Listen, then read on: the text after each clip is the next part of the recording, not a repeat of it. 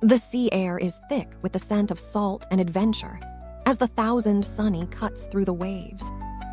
You stand near the railing, your fox ears twitching at the sound of the crew's laughter. It has been only a few days since you joined this chaotic group, yet the deck already feels like a second home. Wyndra, did you see that huge fish jump? I bet it tastes awesome! Is food the only thing on your mind? We're approaching a high-pressure zone. We need to stay sharp. Nami glances over her shoulder, her eyes softening as they land on Alex, who is leaning casually against the mast, cleaning a smudge off his obsidian blade. Relax, Nami. Between Luffy and me, there isn't a sea monster or a marine ship in this stretch of water that can touch us. Alex looks toward you, his emerald-like gaze, so similar to yours in intensity, noting your presence. He offers a sharp, knowing smirk that speaks of shared strength. The sun is high, and the horizon is clear for now. The crew is settling into their midday routines, and you find yourself at a crossroads on the deck.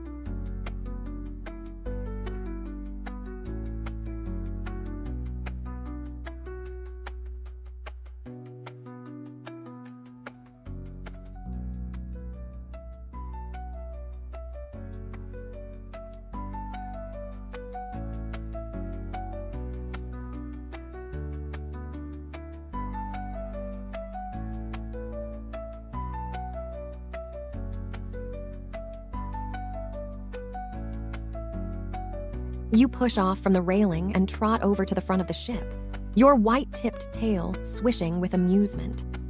Luffy is practically vibrating with energy, his hands gripped tight on the wooden sun-bleached rail as he leans out over the turquoise water. Yeah! That's the spirit, Wyndra! Look down there! Did you see that shadow? It was huge! Like 10 centas huge! I see it. Something with fins is trailing our wake. If we catch it, Sanji is going to have his hands full in the kitchen tonight. The sea suddenly bulges upward, a massive bioluminescent tentacle breaking the surface with a thunderous splash that soaks the grass-covered deck. The creature roars, a sound like grinding stones, and slams a second tentacle toward the mast. Alex is moving before the wood can even splinter, his hand on the hilt of Kokuyo. Get back, Nami. Wyndra, Luffy, let's see who can take a limb off first. Gum Gum Elephant Gun! Luffy's arm balloons to a massive size, coating itself in black armament haki as he leaps into the air. Beside him, Alex draws his blade, black flames erupting from his skin in a violent, swirling vortex. Black Star style, Meteor Fang. The Kraken's massive tentacles loom over the Thousand Sunny, threatening to crush the ship under their immense weight. Luffy is already midair, and Alex is a blur of black fire to your right. The beast's golden eye fixes on you, sensing your unique energy.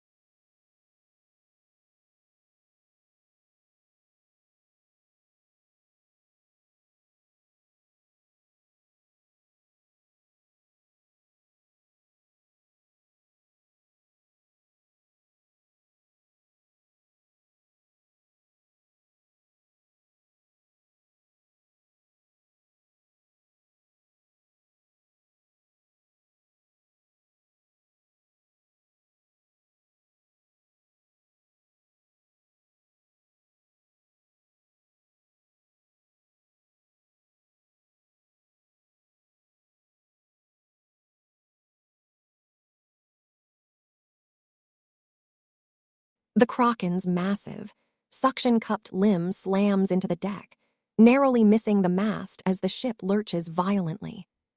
You don't wait for a second strike. With the grace of a forest predator, you leap onto the rope lattice of the rigging, your claws digging into the hemp as you scramble upward. Your white fox tail balances your weight against the swaying motion of the sea.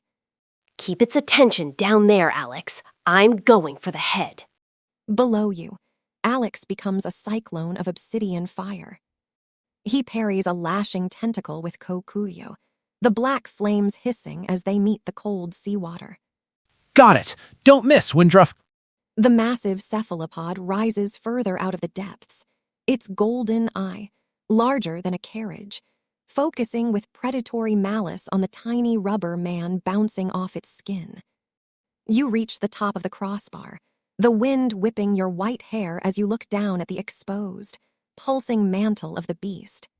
She! Look at me, you big calamari! Over here! Luffy's haki-coated fist plunges into the creature's side, creating a shockwave that ripples through its rubbery flesh. The Kraken bellows, its eye dilating in agony. This is your moment. You push off the wooden spar, trailing emerald energy as you dive straight toward the golden orb. As you plummet, your hand glows with a concentrated aura, aimed directly at the center of that massive eye. The creature perceives the threat too late, its smaller sensory tentacles whipping upward to intercept you. You are midair, falling toward the Kraken's eye, but two secondary tentacles are snapping toward you like whips to swat you out of the sky.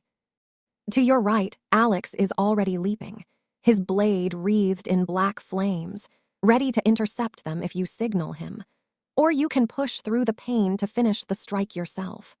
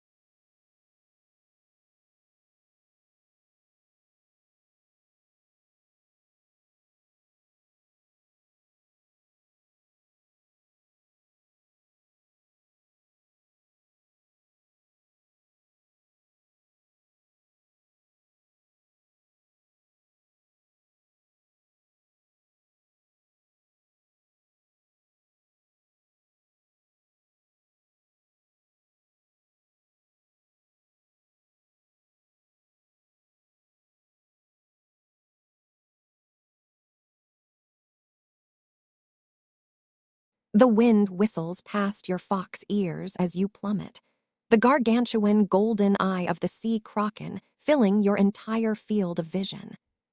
From the periphery, two thick, slime-slicked tentacles whip toward you with the speed of a cannonball. You see Alex shifting his stance below, his black flames flaring as he prepares to intercept, but you shake your head fiercely.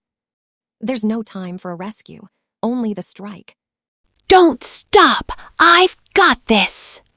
The first tentacle slams into your side, the force of it knocking the air from your lungs and sending a jolt of white-hot pain through your ribs.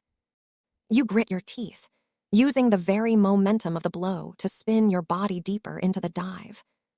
The second lash catches your shoulder, tearing through your crimson robes, but your emerald energy is already screaming at the tips of your fingers. Wyndra, look out! You ignore the sting of salt and blood, thrusting your glowing palm directly into the center of the kraken's massive pupil.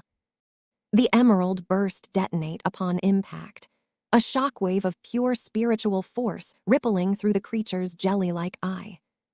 Groar. The beast thrashes in agony, its massive form beginning to slip back into the churning turquoise depths as it loses its orientation.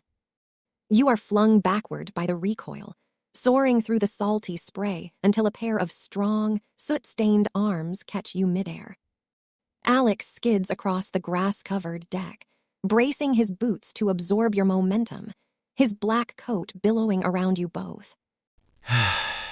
That was the craziest, most reckless thing I've seen all week.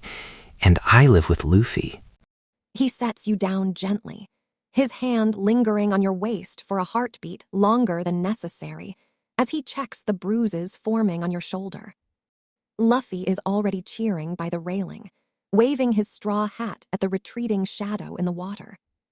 The kraken has vanished into the dark blue abyss, leaving the Thousand Sunny rocking gently in the aftermath. Your breathing is heavy, and your torn robes flutter in the breeze, revealing the vibrant orange fur of your ears twitching as the adrenaline fades. Alex stands close, the heat from his black flames still radiating off his skin like a warm hearth.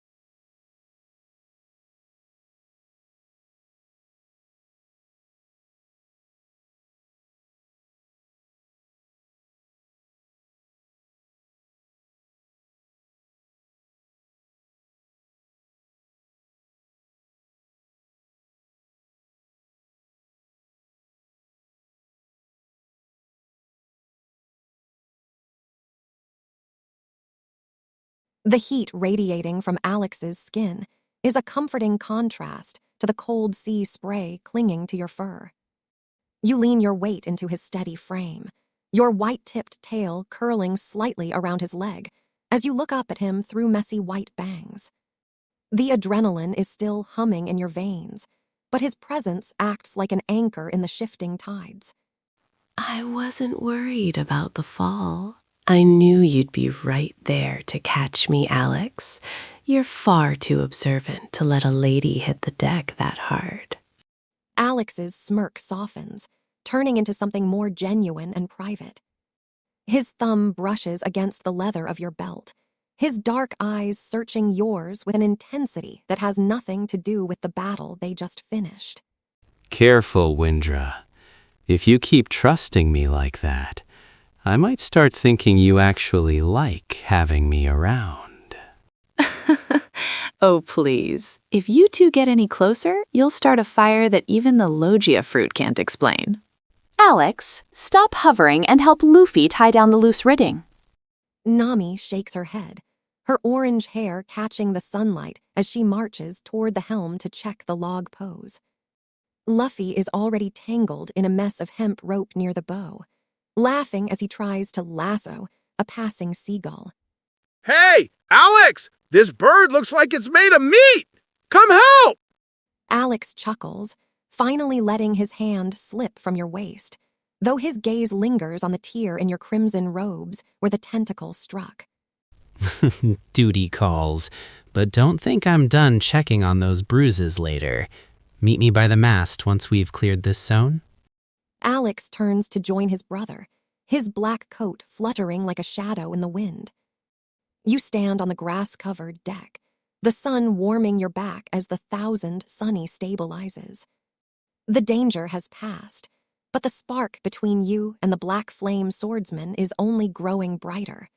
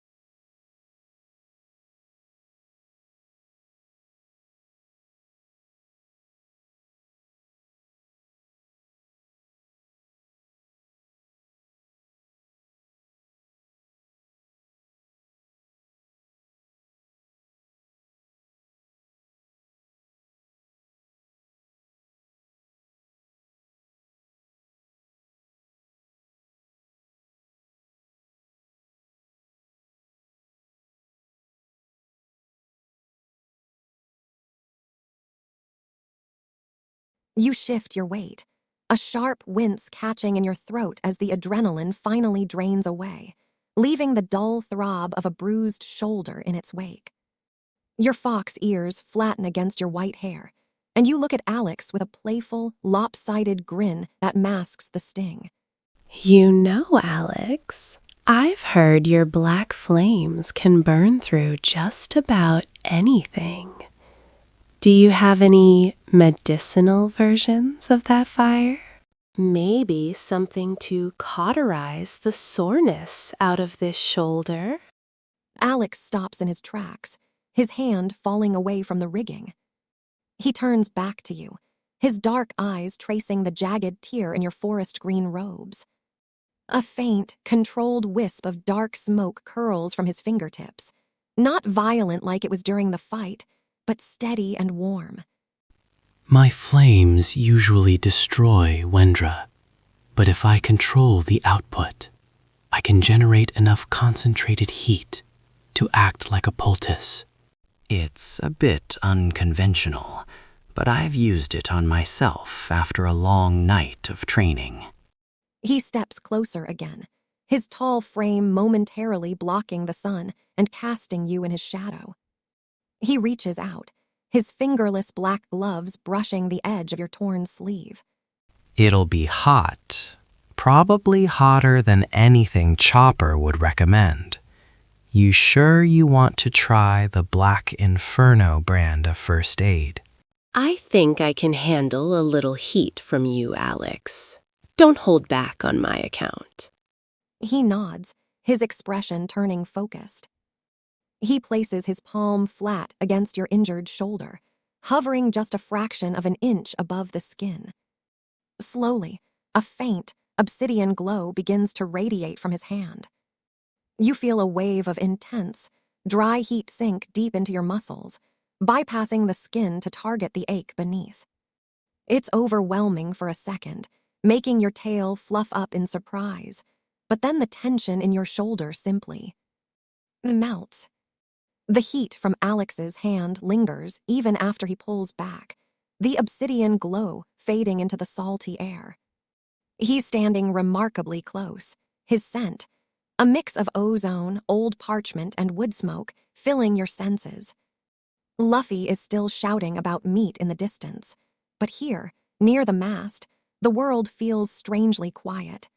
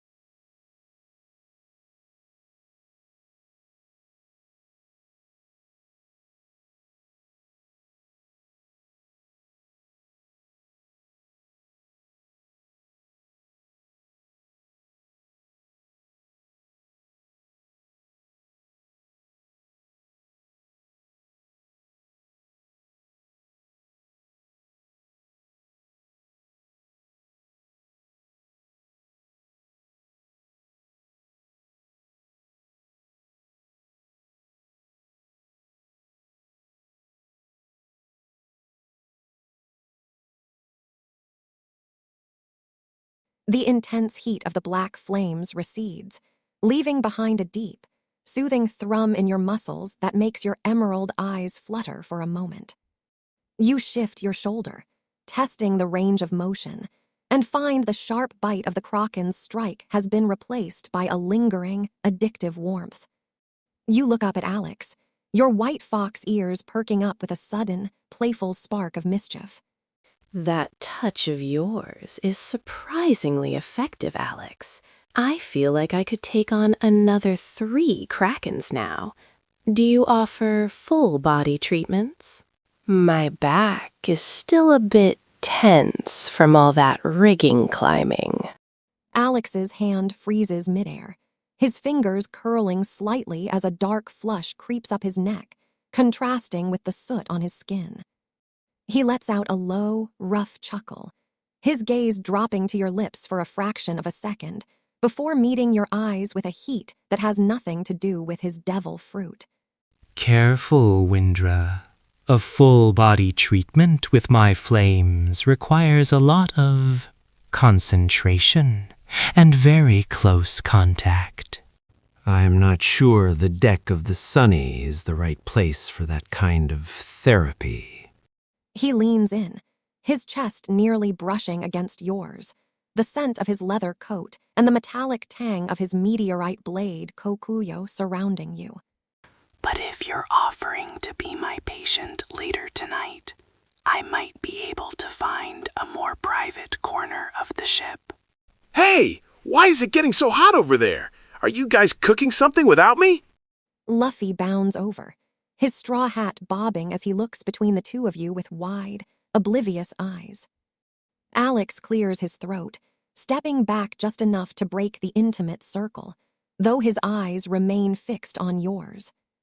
The sun begins to dip toward the horizon, painting the New World sky in shades of violet and gold. Luffy is looking for snacks, Nami is busy at the helm, and the tension between you and the Black Flame swordsman is thick enough to cut with a haki-infused blade. Alex waits for your answer, his hand resting casually on the hilt of his sword.